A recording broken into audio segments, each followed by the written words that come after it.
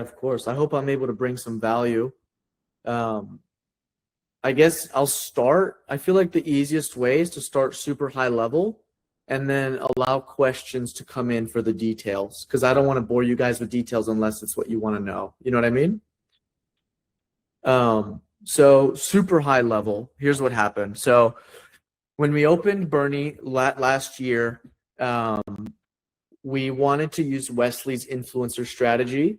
And so we hired an overseas girl from Albania, and her job was literally, okay, find influencers. And when I say influencers, basically anybody with more than 1,000 followers in Bernie, which is our city, that's posting video content often.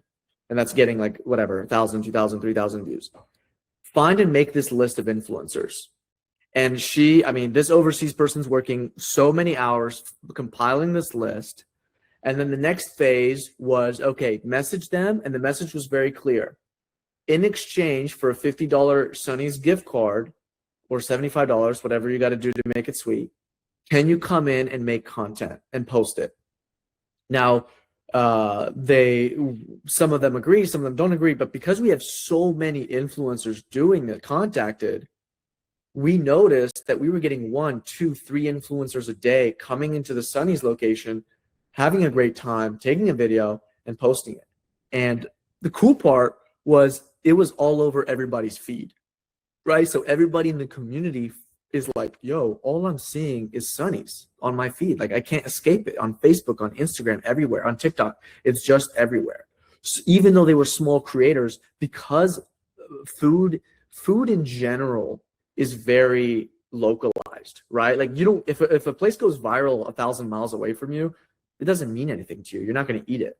So it doesn't have to go viral. It just has to be like the people that live in the 4 or 5 mile radius has to see it. So the view count, it's kind of cool. It's like 1 million is almost unnecessary.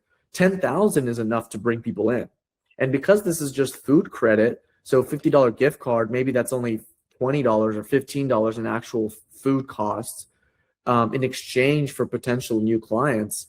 It's awesome. And then there's this big effect where it's like maybe one influencer wouldn't cause damage, but because you have so many at all times, all of a sudden it has this viral effect, right? So it's like you're seeing it again and again. You just know what Sonny's is. And so we did that and we saw a huge increase. I mean, it's been awesome.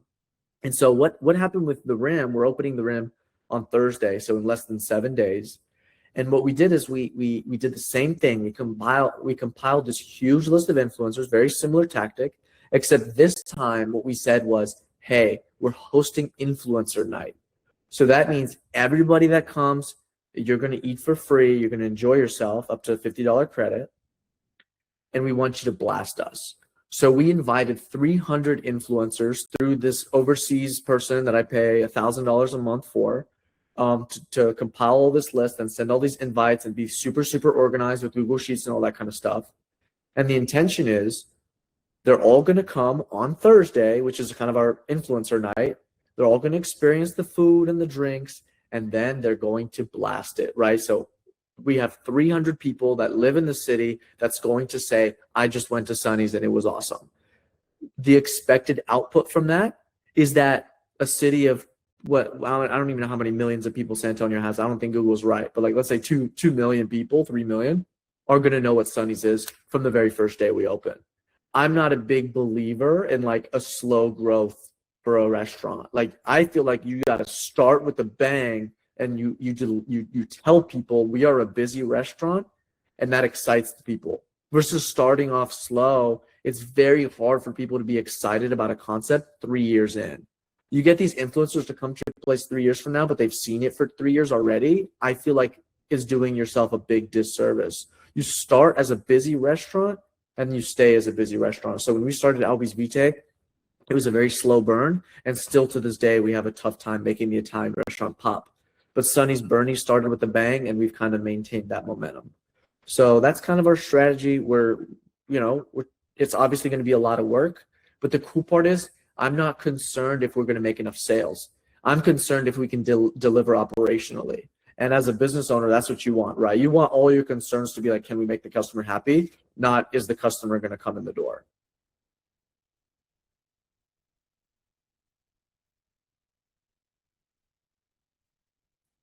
I mean, like I said, that's kind of high level. I'd love to answer questions or maybe get feedback or whatever, but that's kind of what the high level strategy is. That sounds amazing. Congrats, man. That's exactly what we have to do. That's genius.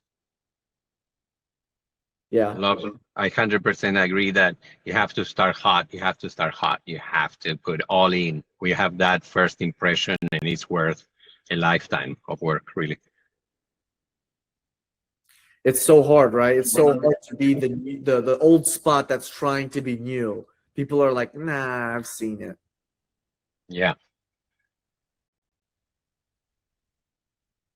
Hey, Albi, I missed one part. Did you say that you're getting influencers to come in prior to opening or like the first week? Yeah, it's actually prior to opening. So we're calling it influencer night. Only influencers are about to be there. You have to be invited. And we're making it special for them, right? So, we're all going to be there. We're all going to shake hands. We're going to make friends with them. And they're going to feel kind of like VIPs almost. And that's also going to help us, right? Because now they're incentivized to be like, I love Sunny's. Like I met all the guys and all the people, and like, so they almost, when they go and talk to their friends and family, they're almost acting as brand ambassadors because we took such good care of them before we even opened our doors. Right, I see. I see. So do you just try to invite as many of them as you can? And you said you did this with Sunny's, right? When you opened Sunny's? Yeah. So we're opening Sunny's at the Rim next week. So our schedule is Thursday's Influencer Day. Friday Okay. is Friends and Family. Saturday, we're hosting another Influencer Day, but this one is actually going to be for the nighttime because we're having a nighttime concept as well. Mm. And then Sunday is Friends and Family. And then Monday is grand opening to the public. So we have 4 days of non-public openings that are just for like specific people. Yeah, that's amazing. That's amazing. So would this be your first time trying it out? This is our first time hosting Influencer Day. Bernie kind of was, like I said in the beginning, was more like just bringing influencers every day kind of thing. This is the first time we're blasting it like incredibly. Like obviously I can't speak for the future, but my gut is telling me that it's going to lead to the whole city being like, okay, what is this, Sunny's? Like, what is this? Because everybody's just going to see it, And it's really not that expensive. Let's say 300 influencers and we pay $30 in food costs. What is that, like 10 grand? 10 grand, $10,000 marketing budget for the whole city to know who you are. Yeah, that's that. I mean, there's definitely value there. My question is, do you think that that is more effective than having influencers come in over a period of time, hypothetically, in the first month or two? If the same amount of influencers come, what would you say is more effective? So we talked about this a lot with our marketing team. Should we do one big announcement, which is what we chose, or should we have like kind of this drip effect where it's like 10 influencers a week kind of thing and like constantly having influencers? Now we chose the former because of sometimes it's, I don't know, there's a phrase for it, I don't know the phrase, but it's like you get a bigger impact sometimes if the number is just enough. So the way I describe it sometimes, it's like I describe it in anything. So I was just here's kind of an analogy, right? You have a range in terms of how much you want to decorate your restaurant.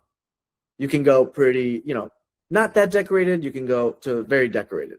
And wherever you land on that range, it's great, like, oh, let's say you land a little bit closer towards the more decorated, it's like, oh, it's nicely decorated, or if it's not that decorated, it's not that decorated. But there's this weird little space after the very decorated phase that's like elite, and it costs much more money and it costs much more time and much more effort. But if you enter that part of the range where it's unbelievable, you walk in, you're like, wow, where am I? Now it becomes a marketing tool by in of itself because you invested more than great. And so we went for this approach is kind of how we do a lot of things. So we look at it and we're like, listen, do we invest in this or not? If we choose not, we probably are going to go towards like the lighter side of the scale where it's like, who cares? Like, for example, I'll give you guys an example. Our coffees, we didn't go too crazy. We just decided, you know what? We're not there yet. We have too much going on. So we didn't go too crazy on the coffees. So we're not, we don't expect a big push. But for our French toast, we decided, you know what, we want to go crazy. So we went above and beyond. We're creating a French toast that's actually creme brulee, a creme brulee French toast that we're actually going to torch table side, and it's a whole big thing. You get your phone out. So we wanted to go the extra mile. We're not even going to torch it in the kitchen. We torch it right in front of you. And that's not easy to do. We want to go that extra mile because we think that's a big enough push to get people to come back. And another example is like Christmas decor. I hate Christmas decor because no matter how much Christmas decor you do, people are like, oh, they have Christmas decor. You have to go to the elite level for Christmas decor to be a big deal. If you go all in on Christmas decor and it's a Christmas wonderland, now all of a sudden people are like, ooh, go to Sonny's. It's a Christmas wonderland over there. And you have to spend, let's say, $10,000 to do that. But if you only spend $6,000 and you have Christmas stuff and all that, and it's just, oh, they decorated for Christmas, no one's going to come to your place. In order for them to be like, yo, go there for Christmas, you have to go elite. And so we do that for certain things. And long story short, Liron, that's what we decided. We said, you know what? To create the effect of the entire city knowing who we are. And by the way, I don't know if you guys are watching the NBA Finals, but there's a player called I am. There's a player called Luke Cornett. He's Wemby's substitute. He just ate at Sonny's, and like one of the big reasons is because like we're everywhere. So he wanted to try us out, right? That's really cool.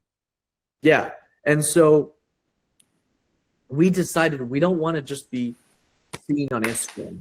We want you to be flooded. We want people to be like, yo, what is this concept? And you don't get that with the drip effect. With the drip effect, you hear about it. With the blast, you get like, you understand it immediately. And that's kind of what happens with some really, really big brands. I like sometimes a big brand will do that. And I always, humans are weird. The first time they hear something, they like don't really get it.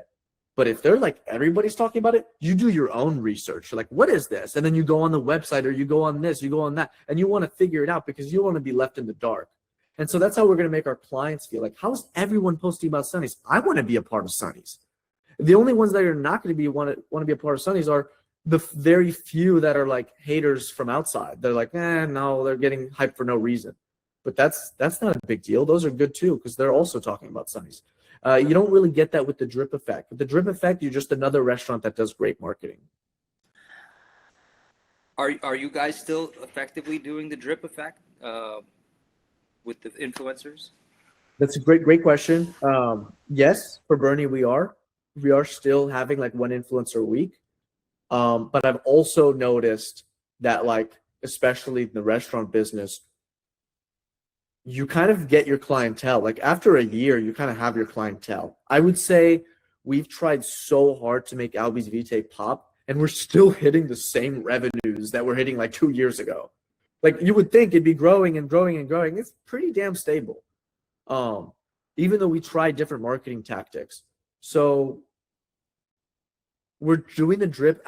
Sonny's Bernie's, in my opinion, kind of hit like this is kind of what it does. We're going to continue doing great and stuff like that, but I don't think it's going to go too much crazier. So the answer to your question is yes, we're keeping them in mind, but we're not like, oh, let's blast Bernie. Like it's kind of over. Everybody knows it. The people who like it go. The people who don't go. Yep. I get it. Thank you for that. Quick question, Albi. Yeah.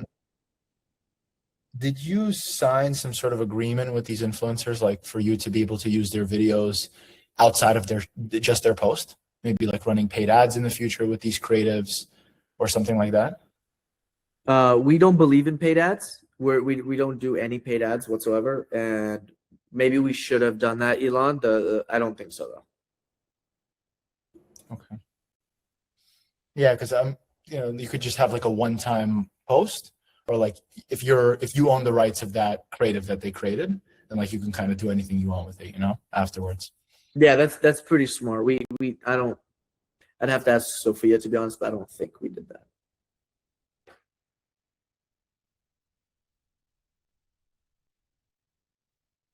I'm not a big fan of paid ads, though. I feel like it's fake buzz. You know, buzz, making something. In my opinion, from what I've seen, buzz comes from word of mouth and like people just feeling like other people are talking about it. And so like paid ads is very hard. Like if I see a restaurant with a paid ad, it's hard for me to be like, "Ooh, this restaurant's kicking ass." They just paid some money to show up on my feed. It's different. Yeah, it's not. I would say that it's not what it once was, because the influencer marketing has completely taken over people's attention span. And if they see that it's a paid ad, which is like forced paid, right? They rather go with the influencer who's going to give in just a regular review. Right. Yeah. Right. But that's just my opinion. I might change my opinion in 6 months. Right now, we don't do a lot. Well, but it's still, if we're able to convert at the end, for example, what we have seen with all the industry on the gummies and things like that, and they convert, they put 30% of the money goes back to marketing and back to marketing, I don't know why we're not able to experiment and put that funnel to work as well. You know what I mean? If we understand how it converts, even if it's paid, can we make them look like they're not paid? Yeah, the only thing is like it tells you it's sponsored, right? And like people are weird. Like if you guys go on Instagram and you see sponsored, you like swipe right away, like, but if it's not sponsored, you might watch and then it might be an ad, quote unquote, but you watched it longer just because you were like, oh, it's more interesting. It's very rare to like watch an ad willfully, even if it's the exact same video. I don't know, maybe that's just me. No, totally. It is huge. The opportunity of communicating that way is huge. Really, it's fun to watch, by the way. If you have a bunch of people having fun somewhere, it's fun to watch anyway. It makes you happy. The influencers are super incentivized, right, Ramilo? Because they're like, I don't want my content to look weird. Like, I don't want to post something silly. So they're like trying their best for you. It's hilarious. So cool. So cool. It's the future. It's genius. Fantastic. Love it. It's all about community. Yeah. And the big thing, and I'm glad I mentioned my little like thing about the range, because I think the biggest takeaway from this, if I was going back 2 years ago, is like either go all in or don't do it. Like getting one influencer a month is not going to give you results, and then you're going to be like, oh, it doesn't work. Like, make a decision. Like, do you want to do it or not? And if you do, go all in, test it out, see what happens to your sales. But don't like just dip your toes in the water and be like, no, influencers don't work. Albi, do you feel like you had a similar effect at Sunny's, the one that's opened, when you started doing the influencer marketing? Was it like a big boom in the beginning? Yeah. For context, when we started going crazy, we were doing 100,000 a week. Now we're doing about like 75. What were you doing before the marketing, the influencer marketing? Like 80, 85. So you saw a big jump. I think it actually saved us in the winter, to be honest with you. And at that time, how many influencers did you have coming in on a weekly basis? 20. 20 a week? Yeah. Oof. Wow. That's what I'm saying. You either go all in or it's not going to work. Yeah. Now for us, listen, I'm going to be honest. You guys are probably just like me. I didn't want to touch it, right? I didn't want to touch this. If you're thinking to yourself, oh, God, I got to do all this work, I'm the same way. So I had to hire someone to do this because I'm like, dude, that sounds like a pain in the butt. So, try to find, you can maybe, Wesley could probably build an AI tool, but like for me, I had to hire a guy overseas to do all this. But either way, it's worth it. You're talking about basically collecting the data, right? Collecting the data, messaging them, making sure they show up. It's honestly a big process. Like we have to message them, make sure they know what they're doing. We have a form they read, so they know how to treat the staff and all that. Because sometimes they're a little rude. So we learned some lessons and we fixed this. you know, like I said, I didn't want to get into the details, but like now it says on there, like, please tip your server because they weren't tipping. What role was your marketing person playing with the influencers, right? Because you hired somebody from overseas, but you also have a market, Sophia, right? Sophia was managing this person. Okay. So all I did was talk to Sophia. Here's what I want. Sophia figured out like, okay, how do I do what Albi wants? She figured out how, and then she would just tell the worker, here's what you need to do. That's kind of how we do a lot of things, actually. You know, my top team figured out how, and then they just like kind of give it to somebody else to execute. And she just and you just do like a Google Sheet with her where you see all these influencers and all the information and what results is each one given, things like that. Who posts, who doesn't post. Yeah. Let me see. To be honest, I don't really look at it anymore, but let me see if I can find it. Awesome.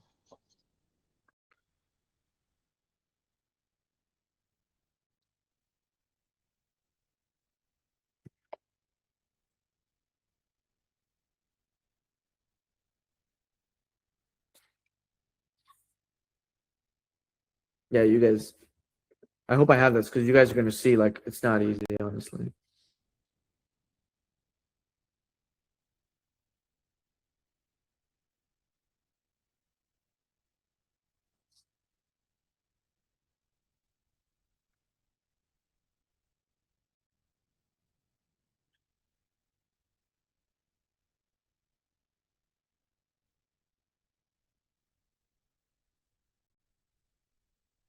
Oh, nice. I have it. Let's go. Okay.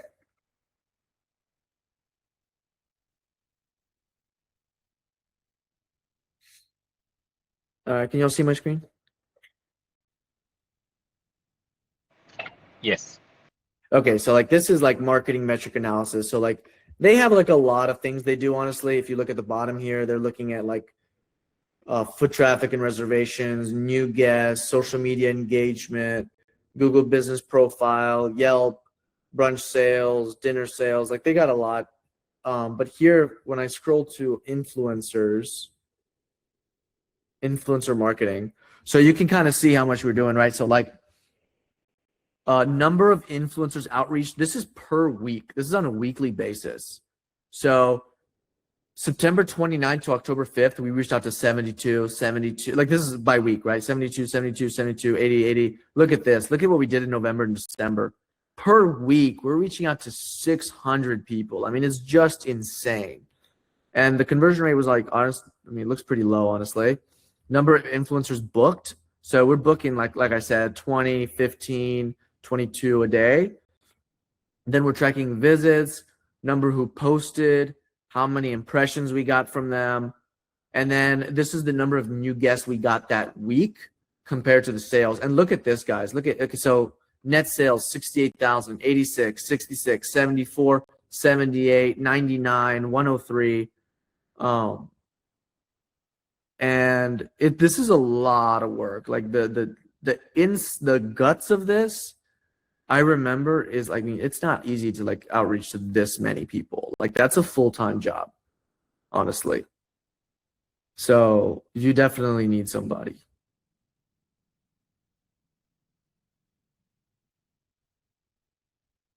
Luckily though, these overseas people, I mean, they love to do it. You pay them a good salary, they're doing it.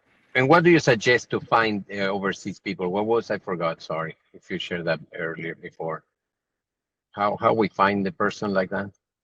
I personally have an assistant overseas, and I just kind of tell her to find me people, and she finds people in her home country in Albania and Kosovo. But I know that like Elon also has a recruiter overseas. I think recruiters is a good way to go. Like you could probably like look up recruiter in Kosovo or recruiter in Italy or recruiter in Ukraine, and like you'll find recruiters, and then just find someone that you really, really like mesh with, and then just go from there. It's like it's a process for sure. Like it took us like 2 months to find the right, the right people. It's not immediate. I would say make sure they know good English though. It's so annoying if they don't know English. Thank you.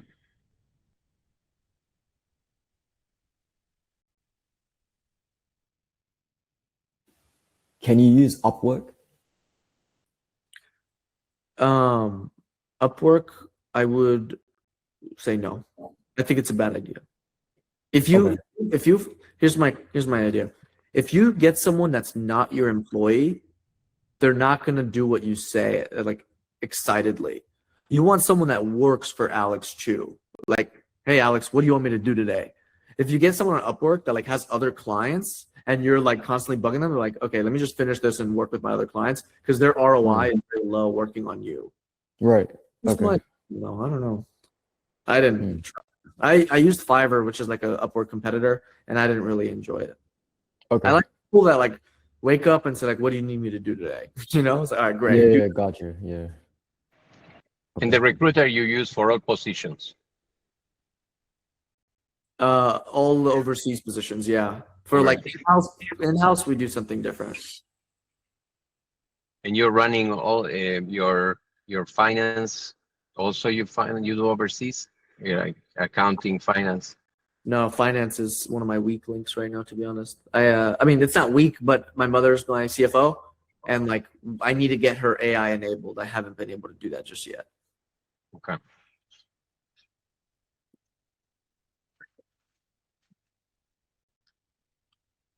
I graduated marketing from UT Austin, so marketing I have a passion for. The other rooms of the house less interesting to me.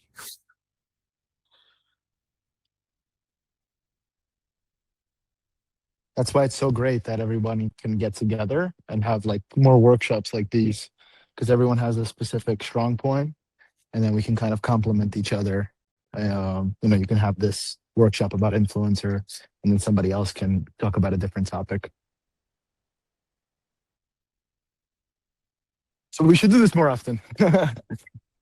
Also, I'm a big believer in guerrilla marketing, right? You guys know what guerrilla marketing is? Is that the flyers door to door? Maybe maybe that could be an example, but guerrilla marketing is when you're marketing in like unorthodox ways and you're trying to get clients in like taking a different approach. So here's a really cool example of guerrilla marketing. There's this AI company that that sells like a companion, like an AI companion, and they went all over New York City and they like made an ad that says like, I don't know what the company's name is. Let's just call it Loman. Loman is your new AI companion, right? Make your friend today. And they posted it all over. And then they woke up 3 days later and every single one of those ads had graffiti on it that said like AI is not real, talk to real people. And you might be thinking, ooh, that's bad, right? Like, gosh, every single poster, it went viral. It's all over Facebook. It's all over Instagram. Like, this company got clowned. Here's what actually happened. The company itself went and graffitied all that. They did it themselves with red graffiti. Why? Because now they went super, super viral. So they got a lot of haters, but they also have insane exposure. Now everybody in the world knows what that company is called and who they are. They went on their website, and some of them, let's say 1 out of every 10 people that go on it are like, actually, I kind of want to try this, you know? And all of a sudden it worked tremendously and they didn't have to do anything except for graffiti their own ads. So that's guerrilla marketing, right? It's something like you wouldn't expect, you wouldn't do. And the reason I mention that is because like Wesley's influencer strategy of just going super, super hard and contacting is kind of guerrilla. Like everybody knows to do influencers, but nobody thinks to go this hard. So I kind of like the approach. And where I'm going with this is like there's other elements out there. There's other marketing tactics out there that's very similar that we have not done yet. None of us here. And I think it's important that we try to be creative and try to come up with unique marketing tactics that are like, wait a second, what if we try this? So one of the ones I'm trying soon is commenting on like local people's posts. So not like commenting on like the big trendy videos, which all the companies do now. Like if you see a viral post, you'll see Burger King commented. It always kind of annoys me. I'm thinking we do that, but like with the smaller guys, right? So someone posts a picture on vacation in the Bahamas, and Sonny's comments like, "Ooh, enjoy, get a mimosa on me," or something. And they're like, "Damn, like Sonny's is engaging with me like that." Yeah. I think it'd be kind of fun. What about I had the idea before? Well, you could do other restaurants, people that post from other restaurants in your area. Those are people that live in your area, and you know they eat in your area. So when they post, you could just Love you it. know thinking to comment on Love that. it. You know.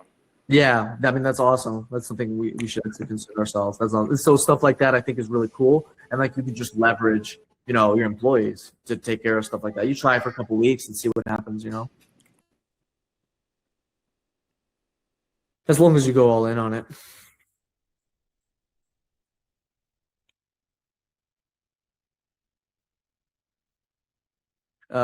David, you asked your question. How do you get so many in a small country? Yeah. Bernie is a very small city, very small. And the way we were able to do it is like you don't look for influencers.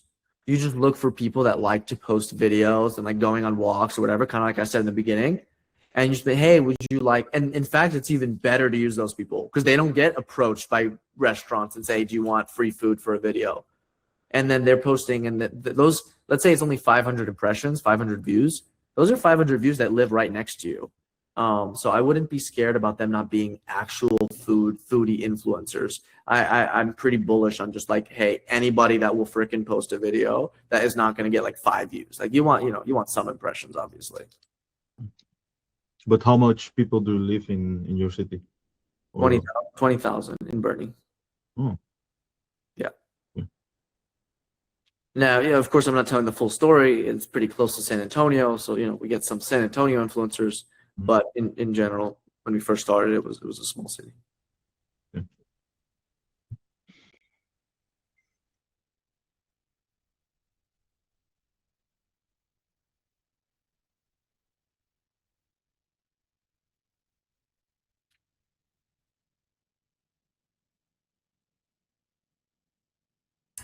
How much time did it take to get to these 300 influencers that you're using for the launch now? Were these people you already work with, or have you approached them like a couple of months ago, or what was the process? You're gonna like my answer, Robert. Are you ready? Please. I got no idea. I just told them that's what I want. Okay. I just told them, hey, I want this place booked with influencers. And I saw one time I got a text at like 4 p.m. from my overseas worker, which means it was like 3 in the morning over there, right? So they're working hard, but they're happy to do it. They're excited. They love it, But yeah, I usually don't ask those kind of questions like, hey, how long is it taking? I just say, hey, this is what I want. That's my approach. I'm not saying it's the right approach.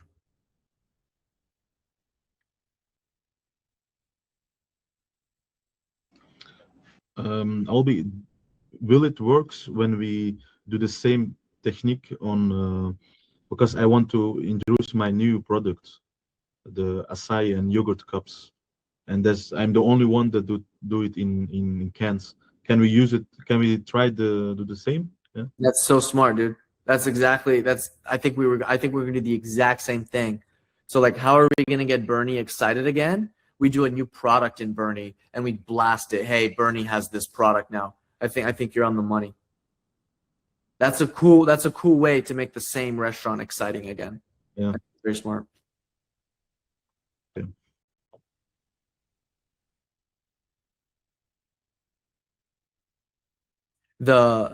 My friend, he goes to Harvard, and he would always tell me, he's like, business owners, they hate investing in the beginning, in the foundation. And like, that's where you can win, is like invest in the foundation. So when we first opened Sonny's, people were like, damn, they're like not even posting on Instagram. Like they're doing this. In the background, we were building our foundation, right? We were building our team. We were building we had like 3 people on the marketing team. We hired a videographer doing all this, and nobody sees that. And everybody's like, oof, Sonny's doesn't know how to do marketing. And then once we started, they're like, whoa, we're kicking ass. So we don't like to like just do things. I always tell my team is, hey, build your foundation and then start with a bang. And so like, I think I used to be lazy, and I used to be like, let's just start posting. And then our content was not that good. And then it's super hard to do it all over again. And you're like, wait, I don't want to stop posting and this and that. So I think it's a superpower to like just start right. And even if it takes time. Do you have your own marketing team on top of the influencers coming? What do you mean by that? Like, do you have your own internal like posting, team posting on your page? Yeah, we have a Okay, video. so then, got you. And then how often do you recycle through the influencers? Once every 6 months. Once every 6 months. Oh, okay, so you do it whenever you want to, like a big boom, new item launch, new store opening, you blast that. Oh yeah, okay. And right now, obviously, we're only in one city, but if we go to another city, it's 2 sets of influencers, right? Because Austin's not going to come to San Antonio, so we have double the work, like straight up double the work. So we might have to hire another influencer, outreacher overseas or something. I'm not sure. We'll get there. When... Got you. Are you constantly building relationships with the influencers as well to hold on to that relationship? Yeah, for sure. I always tell my marketing team, I'm like, if our influencer posts a picture in a dress, you better comment beautiful dress. You know, I'm trying to get them to be excited. Okay. It's just easier. It's easier. So like, for example, we posted here's, okay, I'll show you guys. This is good for you to see this too. This is how we invited the influencers.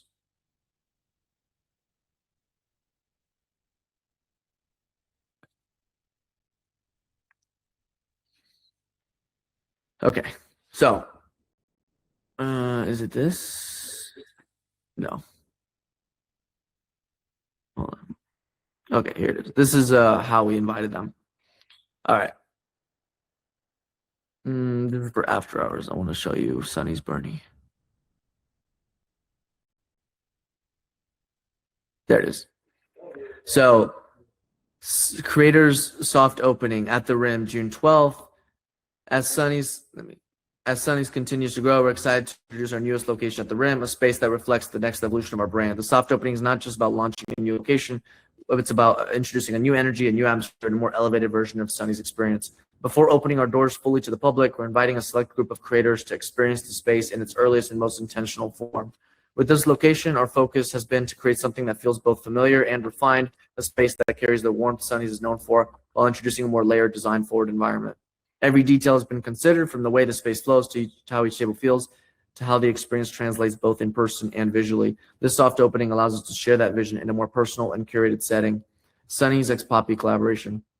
As part of this experience, we've chosen to introduce a new brand partnership with Poppy. The collaboration is integrated thoughtfully. Event date, and then it says right here. So for this soft opening, we are inviting a curated group of creators who align with the Sunny's aesthetic and energy. This is not intended to feel like a traditional influencer event or a large-scale launch party, but rather a hosted experience designed to feel more intentional, paced, and personal. We value creators who capture moments authentically and who can translate the feeling of a place, not just its visuals. And then the experience during your visit, you can expect, and then like all these things, what they have to do, how it's going to go, what they're going to get, how they reserve, all this information, right? And then you have people who are like, this guy, for example, hi there, I'm working some plans for my wife's birthday, I wanted to check. So, we sent this out to like however many people. And we're trying to make it like an event for them, as you can see.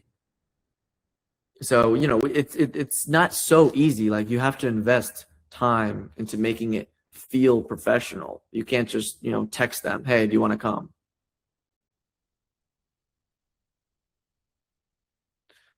But I didn't do any of that. That was my first time reading it, honestly.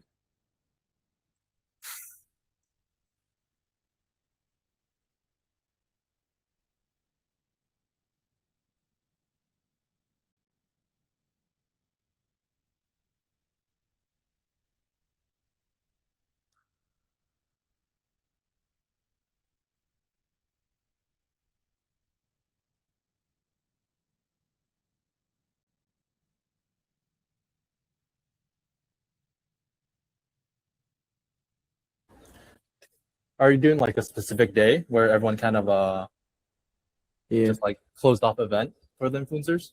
It's closed off event, and like we're taking it very seriously, right? So all of the top team is there, right? So I'm there, Josh there, Sophia's there, like, because the goal is like, first things first, you got to make them happy, and happiness doesn't come from like just the food and the drink. It's like us, like when they walk in, we're going to shake their hand. Hey, my name is Albi. I'm the owner. I'm so grateful you're here. Already they love it. You know, like first 2 minutes, like I love this place, and they don't know anything about it.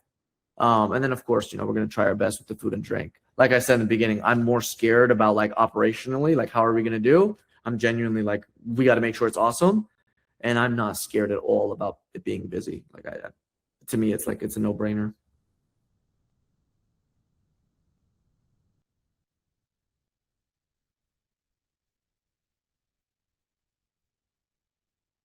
So like if we get this location, I know we talked last week about me and like getting that Austin location, you know, we kind of leaned like, let's just go for it. And I think we might try. That one's going to be super, super interesting, right? Because it's like we're in a new city. It's not really that much of an interesting location to walk around, but we're going to do this exact same strategy. So we'll be able to test out this theory kind of more under the gun. But to be honest, I have high hopes.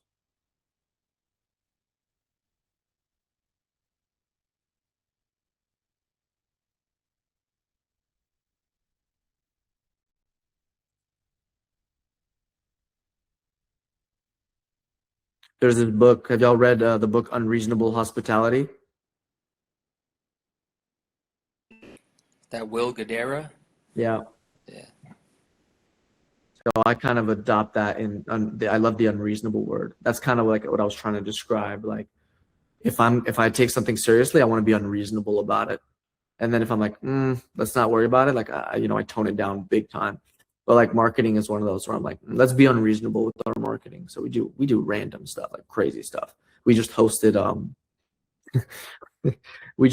like a next to the rim, a blind date event where like people come and like we set you up with a blind date and like we have music and it's like super random. It was just a guerrilla marketing tactic, but it was a lot of fun and people were like enjoying themselves and stuff. And that's like so unreasonable. Like, why would we do that? But you know, it's like the excitement that was generated was hilarious. Like people were like, oh my gosh, like this brand is cool. You know, our demographic really enjoyed it. Sorry, what'd you do? You did a blind date night and then you posted about it. Yeah. And then what, singles from the area would come in? Yeah, exactly. It was like like on a park area. It wasn't in the restaurant. And it was just fun. And we were like shooting it. We had music. It was pretty random, but like my marketing team thought it'd be fun and ended up working. Like everybody's like, oh my God, I love you guys. When are y'all opening? So, you know, we got like 20, 30 diehard fans from them. Yeah, that's really cool.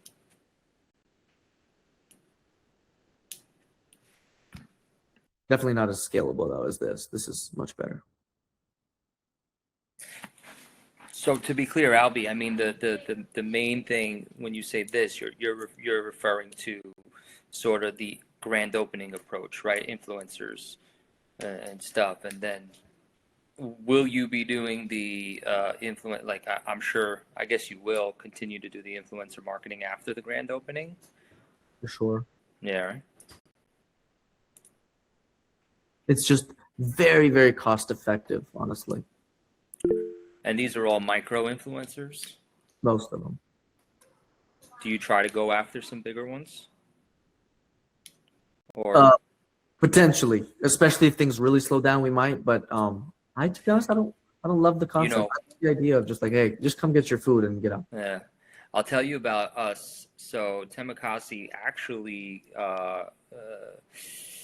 gained its popularity on social media through Instagram influencers when we opened. That gave us our biggest boost that we've ever had. And the thing in New York is that once the big influencers come in, and the big influencers, they hold all the weight in a big city like New York. Everybody knows who they are. Everybody follows them. And if they say your restaurant is good, it's going to be, you know, the impact is insane. But, you know, we're now on our third location in New York. It's hard to get the same influencers to come back. The only approach we could take at this point would be the micro influencers and continuing to do that. But it's super hard, and that's why. So this is gonna sound, but like, I know Alex Yanofsky. I know Alex is not. He doesn't talk too much about like brand.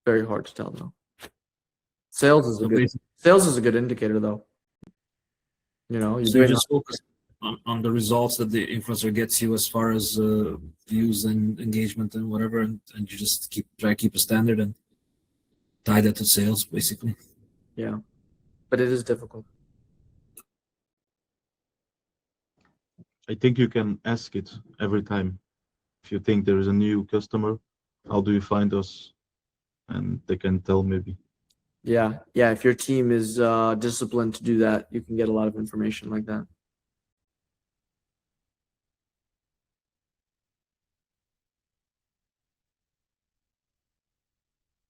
It's a good idea.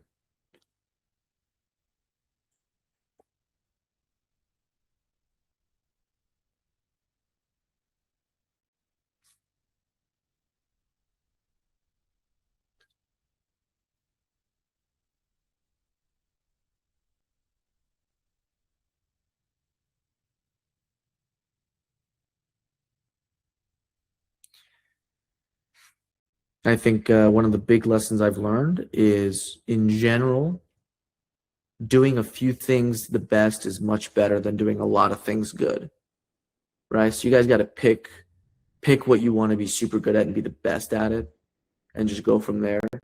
We recently cut a lot of menu items because we realized we are not that. I mean, I'm sorry to say this, but we are not that good at food. Like, our food is great, but like, the more items, like, we start making mistakes on food. So I was like, let's cut it. Let's make it easier. You know, the food that we do have is delicious, and let's focus on other things. And I think that was the right decision, even though it's going to make some people annoyed.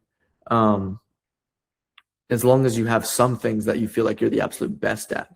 We did the same thing with the hours, right? So we decided to close at 4 instead of 9 p.m. So we're literally losing 5 hours of business. But if you come on open time, you have like the best experience ever. And we think that's more important than just being available all the time. So these are very hard decisions to make, because you're like, oh, but I'm losing money. But in reality, you might be gaining money because people are like, they love what you do because you do it really, really well. It's a hard lesson though, honestly. We're still trying to learn it.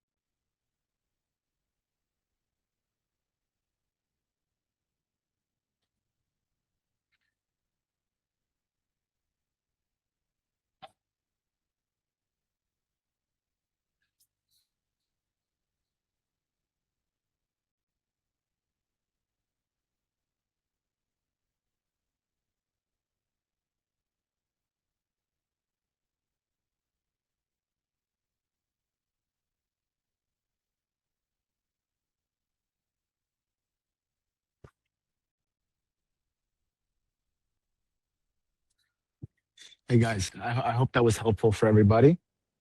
I guess we could take some questions. I mean, we have been taking questions, but if anybody has any other questions, they could ask, and then if not, then maybe we could wrap up.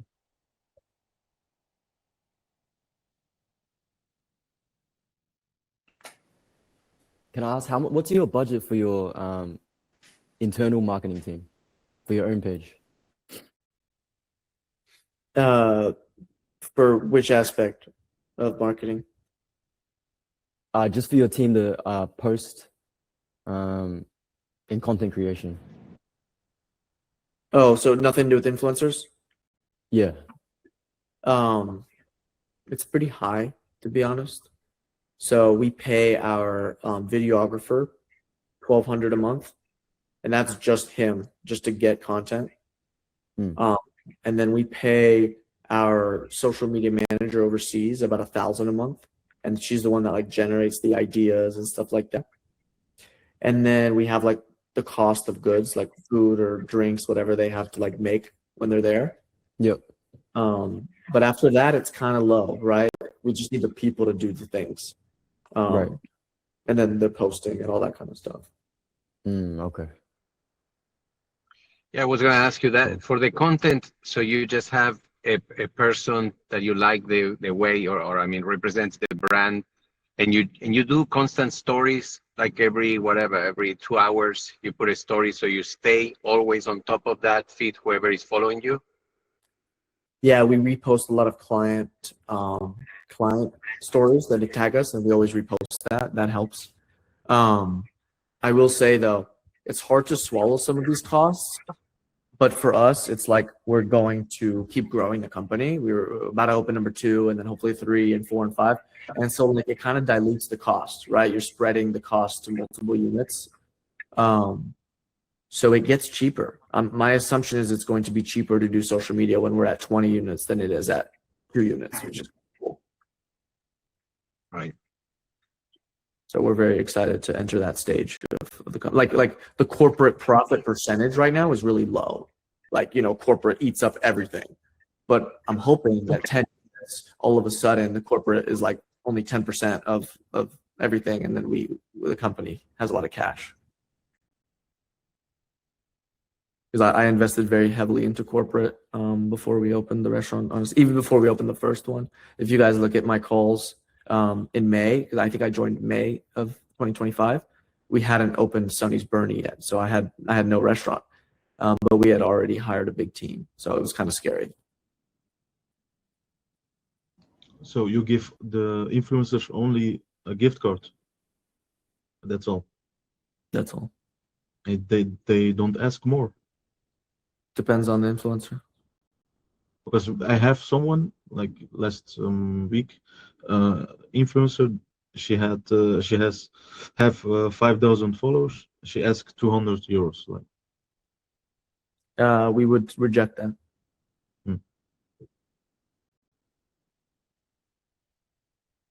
yeah.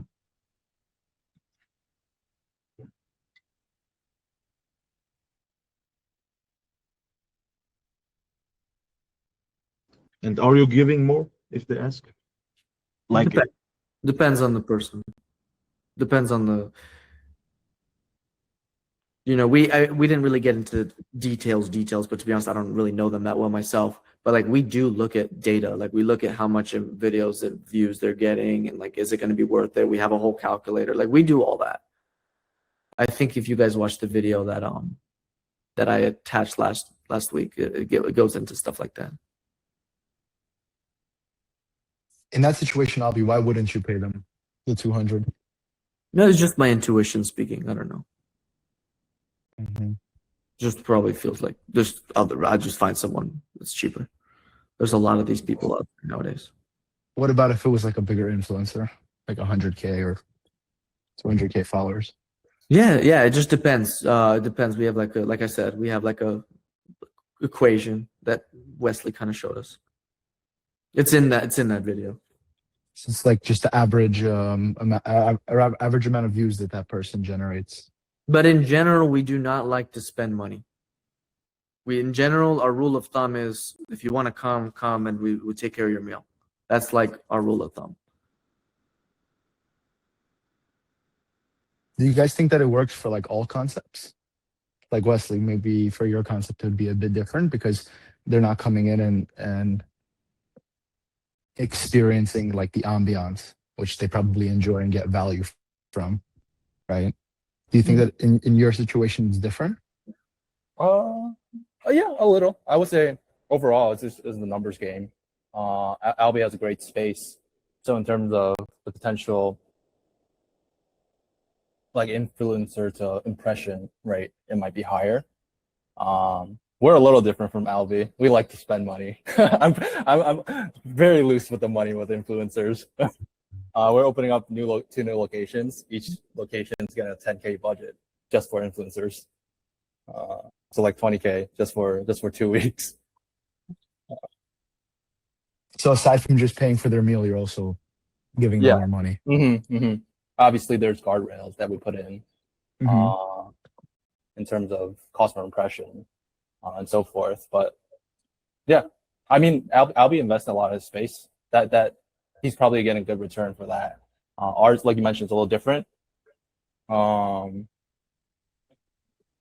For sure. I think that Albi can get away with just covering their meal because they also have that value of getting served and being in a nice place. So they kind of enjoy that. But when they're kind of just making like car videos in your situation, it's maybe a little bit less enjoyable for them, right? So it'd require a bit more of a budget. Maybe they'd ask for some additional money. Yeah, So how do you can imagine a company like La La Land. I don't know if y'all know what La La Land is. Yeah. They probably don't even have to say we're going to give you a gift card.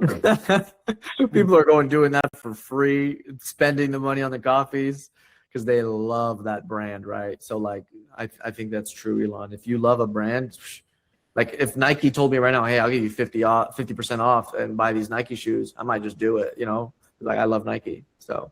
Yeah, but I think Albi, I think to Elon's point, you're basically giving them a night out.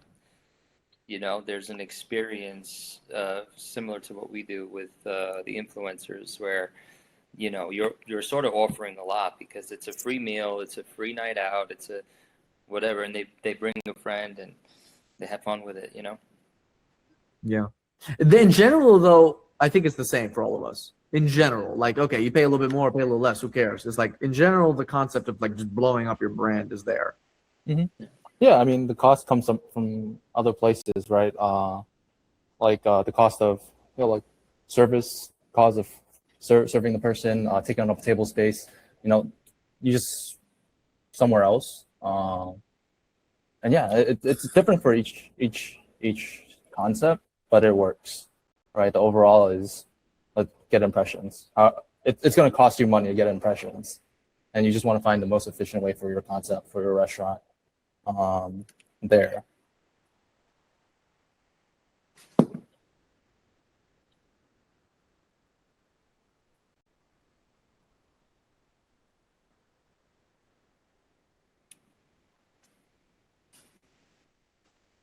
Wesley, out of curiosity, what's your equation for calculating how much you want to pay, are willing to pay someone? It depends. It depends if it's a new location. Depends if it's a existing location.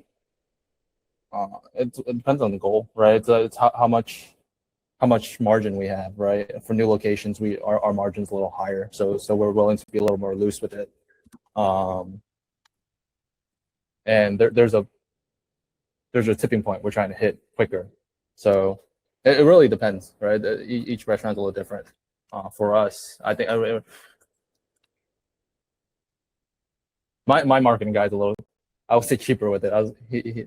He wants a cost per impression for around like 20. I was like, let's get it to 40. Let's just do it faster. He wants to spend more. I want to spend more. You want to spend more. Is it like a calculation based off of your average order value? Like you have to factor that in as well? Yeah. I mean, it's marginal for us because the average order, like if they order $80 worth of food or $100 worth of food, or we spend sometimes $3,000 per influencer, $4,000 per influencer. So it really depends. How did those tests go? Some go well, right? Some go straight off 800,000 impressions, right? And that's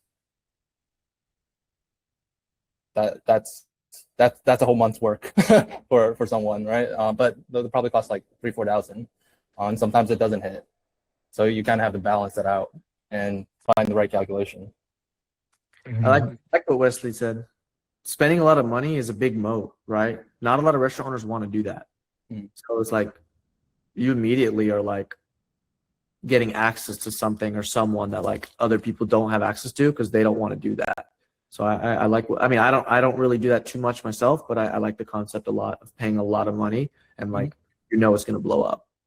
And the thing is that both strategy works. There's a lot of influencers in the market, right? Top end works, bottom end works.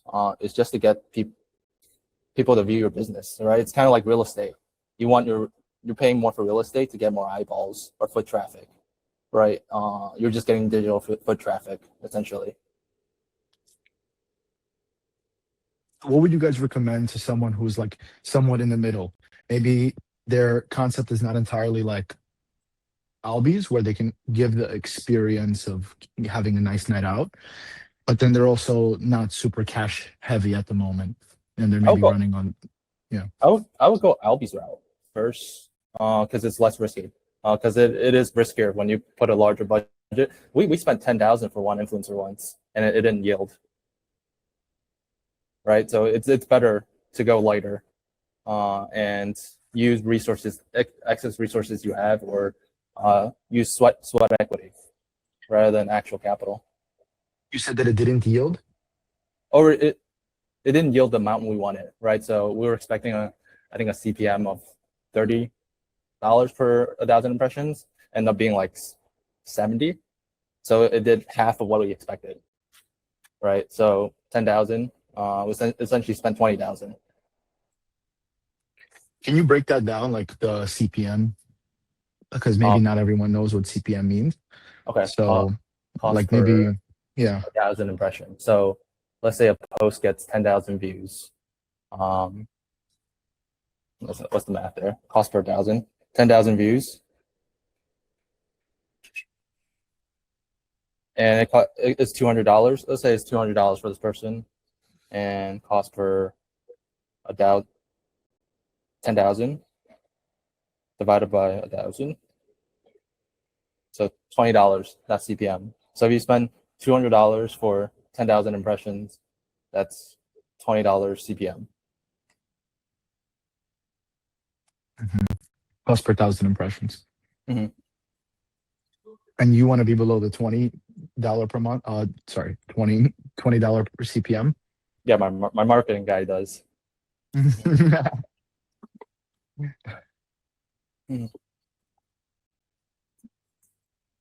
good to have people on your team that care about Mhm. that, Right, care about your right. money. And then the influencer that you pay 10K to, what would the CPM ended up being? Ended up being like 70, 75. So I'm willing to go up to like 40. So in simple words, you overpaid 2.5x than what you wanted to pay. Right.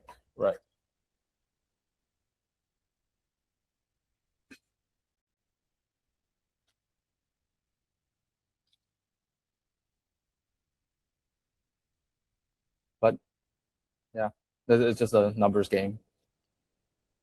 David, which direction do you want to take based off of that? Because I know you have the new products coming up, yogurt, acai. Did this call help paint a picture for you on maybe what you can do? Yeah, because I think I'm gonna use because I start already with nano influencers, but not that much. But I think I'm gonna start my new thing with searching a lot of influencers. That's gonna help, I think. And David, I know when we spoke personally, you also ran paid ads before, so it's kind of a topic that we brought up earlier. But you sent them directly to your website, and you sent them to like be converted for an online order. Yeah. All right. I mean, and then based off the numbers you were telling me, you said that throughout 3 months you spent like 2K and you made back 6K in revenue, right? Maybe like 33% marketing budget. Has anyone else tried running paid ads directly to a website and trying to get them for an online order?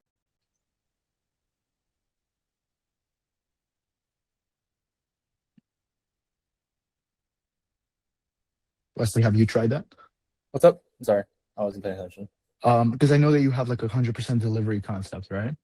So Robert actually ran paid ads to his website and drove a conversion, like optimized for a purchase event, right? Have you done that yourself as well? I have. Not really cost effective. Yeah.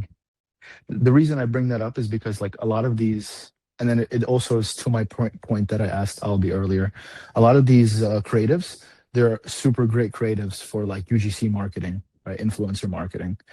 And maybe if somebody has, maybe if the numbers have worked out for them from paid ads, a lot of those creatives can also be reused Oh, and we've done made that. with the influencers. We've done that. You just have to ask for usage rights. Sometimes they Mhm. charge you. Sometimes they're nice about it.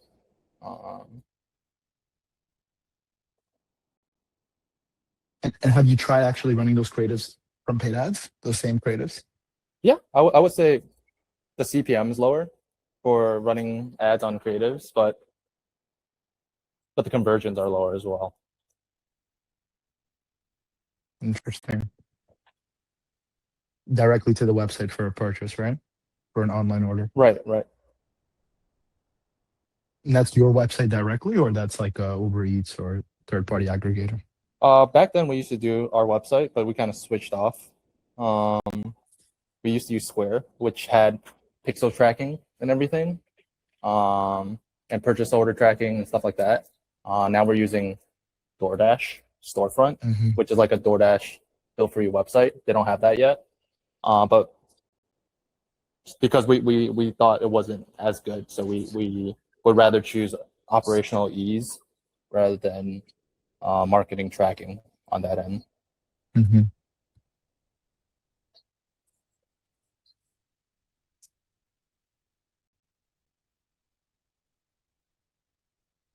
And what made you come to the conclusion that it didn't work out so well, didn't give you good ROI?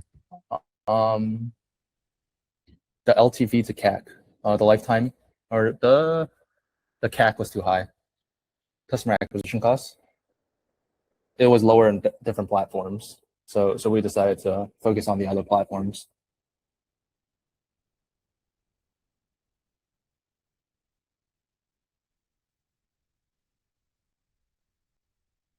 What would be like a good customer acquisition cost? Like how much would you spend relative to that customer that's going to spend money with you? Like let's say your average order is $50. How Mhm. many of these $50 are you willing to spend to acquire this new customer? Or like I mean, also it depends on your recurring orders because that person Mhm. will Yeah. spend more money. We wanted to at least break even off the first order, and it was a little higher than, more costly than break even, and it wasn't worth it. So let's say our AOV is $30 and our gross margins are 50%. That's around $15 CAC. $15 break even. We didn't want to pay more than $15 to acquire a new customer. More than 15? Mhm. And how do you typically calculate their LTV? LTV is hard to calculate, so we just used the first order. Oh, so just not any recurring. Right. Is it because you can't really track the customer data Right. Exactly. through the third-party aggregators? Huh? I would say third party aggregator LTV is a little higher than first party LTV for us. Say that one more time. I didn't catch that. Third party lifetime value. So like how many purchases a customer makes in their lifetime, the average was higher. They purchased more compared to our Mhm. first party. Because that's just their habit. We didn't have to retrain habit. Right. When we acquired new customers for delivery, we're fighting against habit.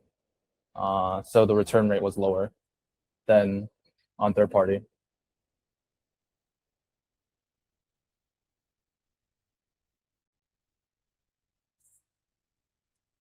Thank you for that. Mhm. Very insightful. Does anybody have any questions?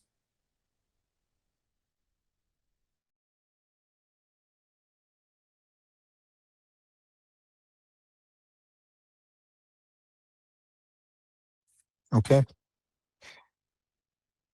Going once, going twice. All right. See you guys. Thank you, Albi. Thank you. That was amazing. Thank you. Incredible. Thank you. Great work. Thank you. Thank you, guys. Albi. For Glad it was sharing. helpful. Thank you, Wesley. Thank you. All the best. All right. Take care. Amazing, guys. Anyone have any follow-up questions? No, everyone is hopping off. But guys, if you have some follow-up questions, just feel free to drop it in the Telegram group chat.